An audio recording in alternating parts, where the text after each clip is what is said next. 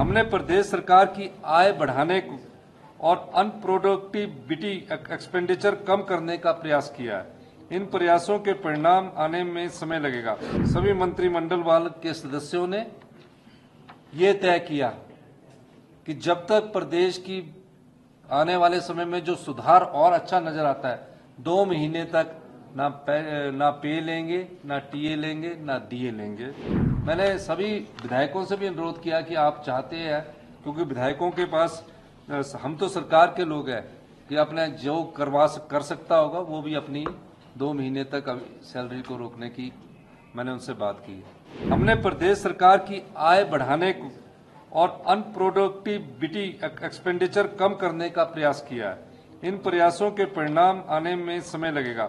मैं आज सदन में मैंने ये घोषणा की कि प्रदेश की भीषण वित्तीय परिस्थिति के दृष्टिगत मंत्रिमंडल में चर्चा करने के बाद सभी मंत्रिमंडल वर्ग के सदस्यों ने ये तय किया कि जब तक प्रदेश की आने वाले समय में जो सुधार और अच्छा नजर आता है, 2 महीने तक ना पे लेंगे, ना टीए लेंगे, ना डीए लेंगे। और यही अनुरोध मैंने जब अपने सीपीएस साथियों से कहा, उन्होंने कहा 2 महीने तक हम भी नहीं लेंगे। महज ये छोटा सा अमाउंट है, लेकिन एक सिंबॉलिक अमाउंट है। ये चाहे 1 करोड़ है, चाहे 1.5 करोड़ है, जितना भी है, लेकिन एक सिंबॉलिक है। ये सिर्फ इस चीज और इसके अलावा मैंने सभी विधायकों से भी अनुरोध किया कि आप चाहते हैं, क्योंकि विधायकों के पास हम तो सरकार के लोग हैं कि अपने जो कर सकता होगा वो भी अपनी 2 महीने तक सैलरी को रोकने की मैंने उनसे बात की है।